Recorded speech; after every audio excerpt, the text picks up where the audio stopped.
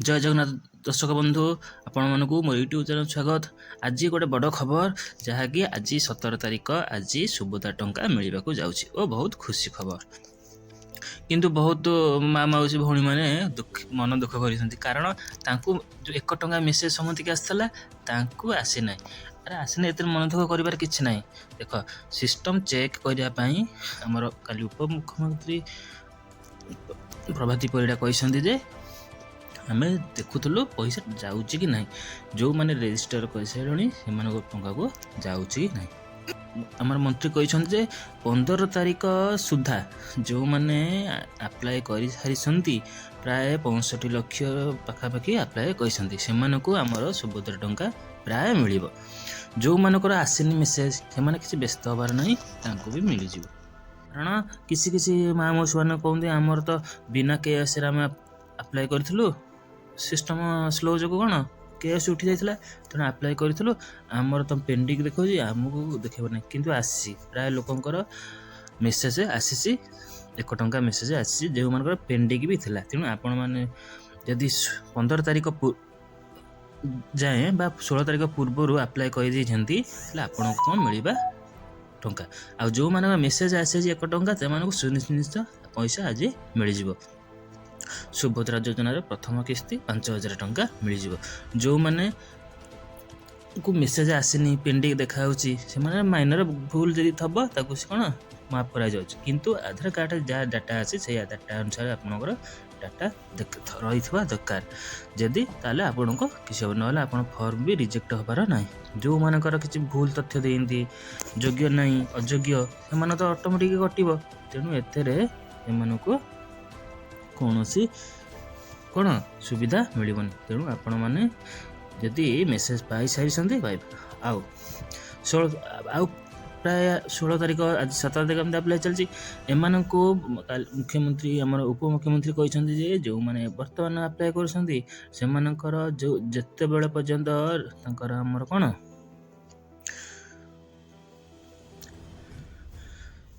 System check करा जिते बड़े चेक कर सारी सांगे सांगे पैसा पठिया प्रथम किस्ती समस्ते पाइबे कि आगुआ पाइब कि पचर पाइब। तेणु आपण मैंने मन दुख न करी अप्लाई करंतु और जी कर सारी टिके अपेक्षा करंतु समस्त मिल प्रति घर घरे घरे सुभद्रा। तेणु समस्त घरे जिते जन था समस्त मिल योग्य प्रार्थी होता दरकार जो मानदंड देती सेगुरा सब आम आप किसी थोड़ा दरकार आपण इनकम टैक्स चाकरी करेंगे आप मिल कि मिलनी।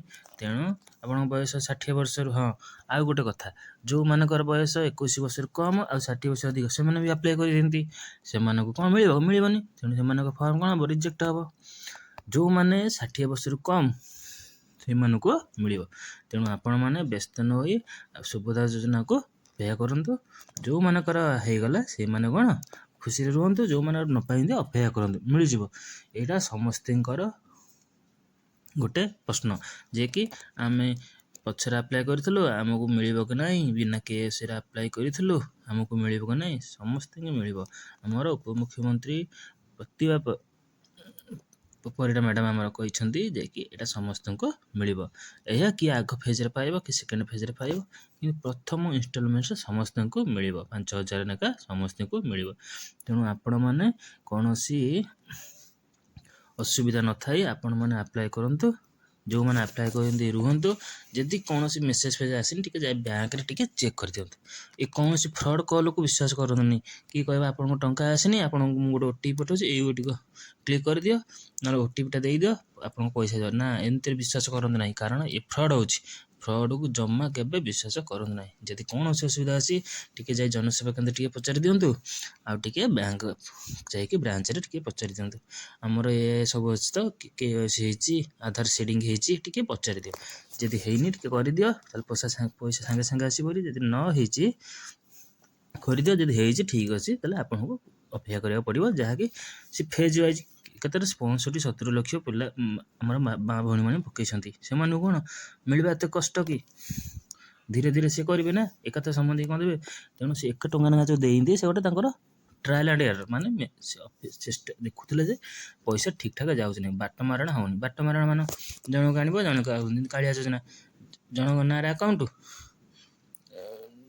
ଜଣଙ୍କ ନାଁରେ ମାନେ ପଞ୍ଜୀକୃତ ହୋଇଛି କିନ୍ତୁ ପଇସା ହେଉଛି ଆଉ ଗୋଟେ ଆକାଉଣ୍ଟକୁ, ତାହେଲେ କ'ଣ ଏତେ କିଛି ବାଟ ମାରଣା ହେଇଛି। ତେଣୁ ସେ ବାଟ ମାରଣାକୁ ରୋକିବା ପାଇଁ ଏମିତି ଆପଣମାନଙ୍କୁ କହିଛନ୍ତି ଯେ ଧୀରେ ଧୀରେ ଆପଣଙ୍କୁ ଡାଇରେକ୍ଟ ଆକାଉଣ୍ଟ ଯିବ, DBT ଡାଇରେକ୍ଟ ବେନିଫିଟ୍ ଟ୍ରାନ୍ସଫର୍।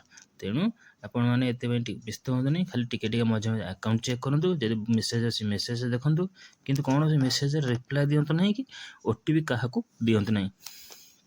ଏଇଟା ହେଉଛି ଆମର ଗଭର୍ଣ୍ଣମେଣ୍ଟ ତରଫରୁ ଆସିଛି।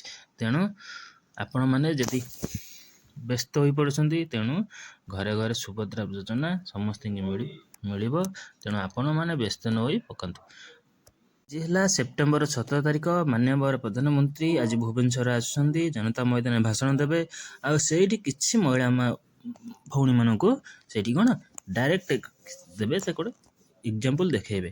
ତେଣୁ ଆଉ ତାପରେ ସମସ୍ତଙ୍କ ଆକାଉଣ୍ଟକୁ ଯେଉଁମାନେ 1 ଟଙ୍କା ସେମାନଙ୍କୁ ପାଇଯିବେ, ଆଉ ଯେଉଁମାନଙ୍କ ମେସେଜ୍ ଆସିନି ସେମାନେ ବି ପାଇବେ, ମିଳିଯିବ। କାରଣ ଏତେ ସିଷ୍ଟମ୍ ଏରର୍ ଯୋଗୁଁ ଆପଣଙ୍କୁ ଇକ୍ୱେସ୍ କରିନଥିଲେ, ତେଣୁ ଧୀରେ ଧୀରେ ଆପଣଙ୍କୁ ମିଳିବ। ତେଣୁ ଆପଣ ବ୍ୟସ୍ତ ନ ହୋଇ ଆପଣଙ୍କର ଯେକୌଣସି ମୁହୂର୍ତ୍ତରେ ଆପଣଙ୍କୁ ପଇସା ମିଳିପାରେ। ତେଣୁ ଆପଣ ବ୍ୟସ୍ତ ହୁଅନ୍ତୁନି, କେବଳ ଆପଣଙ୍କ ଆଧାର ଲିଙ୍କ ଏଗୁଡ଼ା ସବୁ ଟିକେ ଚେକ୍ କରିଦିଅନ୍ତୁ ବ୍ୟାଙ୍କରେ ଯାଇକିରି। ଆଉ ଆମର କ'ଣ ଜନସେବା କେନ୍ଦ୍ର ଯାଇକିରି ଦେଖିଦିଅନ୍ତୁ ମୋ ଷ୍ଟାଟସ୍ କ'ଣ ଅଛି। ଷ୍ଟାଟସ୍ ଯଦି ସକ୍ସେସ୍ ତାହେଲେ ମିଳିବ, ଯେଉଁମାନେ ପେଣ୍ଡିଂ ଅଛି ସେମାନଙ୍କୁ ମିଳିବ। କିନ୍ତୁ ତାଙ୍କ ଯଦି କୌଣସି ଏରର୍ ଥବ, ଡକ୍ୟୁମେଣ୍ଟ ଭୁଲଭାଲ ଥବ, ଯେମିତି ଆମର ଆପ୍ଲାଏ କଲାବେଳେ ଭିଡ଼ ଯୋଗୁଁ ସେ ଜଣଙ୍କ ଫର୍ମକୁ ଦେଇଛି, ଆଉ ଜଣେ ତାର ଫର୍ମ ନେଇକି ଅପଲୋଡ଼ କରିସାରିଲେଣି, ତାହେଲେ କ'ଣ ଓଲଟା ପଲଟା ହେଇଯାଇଛି। ତେଣୁ ସେଇଟା କ'ଣ ହେବ, ରିଜେକ୍ଟ ହେବ। ତେଣୁ ପ୍ରାୟ ସେମିତି ବୟସ ହେଇନି ବୟସ ପକାଇ ଦିଅନ୍ତି, ଯେଉଁମାନେ ବୟସ ହେଇଯାଇଛି ସେମାନେ ପକାଇ ଦିଅନ୍ତି, ତାହେଲେ ଏମାନେ କ'ଣ ରିଜେକ୍ଟ ହେବ। ତେଣୁ ଏମାନେ କ'ଣ ମନ ଦୁଃଖ କଲେ ବି କିଛି କରିବାର ନାହିଁ, ତାଙ୍କର ଯୋଗ୍ୟତା ଅନୁସାରେ ସେ ଦେବେ ନା। ଆପଣ କହିବେ ମୋର ହେଉନି ମୁଁ ପକାଇଦେବି ମିଳିଯିବ ନା, ଏଇଟା ବା ଅନଲାଇନ୍ ହେଇଗଲାଣି, ଏଥିରେ କୌଣସି ଫ୍ରଡ଼୍ ହେବନି। ତେଣୁ ଆପଣମାନେ ଟିକେ ଅପେକ୍ଷା କରନ୍ତୁ, କୌଣସି ମେସେଜକୁ ରିପ୍ଲାଏ ଦିଅନ୍ତୁ ନାହିଁ।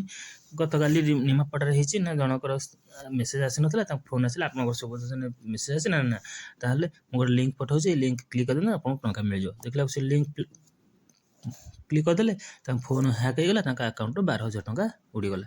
ତାଙ୍କ ଆକାଉଣ୍ଟରେ ଆଗୁଆ ଯାହା ପଇସା ଥିଲା ସେଇ ବ୍ୟାଙ୍କ ଆକାଉଣ୍ଟରେ, ସେଇ ଆକାଉଣ୍ଟରୁ ସବୁ ପଇସା ଉଡ଼ିଲା। ତାହେଲେ ସେ କ'ଣ 5,000 ଲୋଭରେ ପାଇଗଲେ କେତେ 12,000 ଲସ୍ କଲେ, ହରେଇଦେଲେ।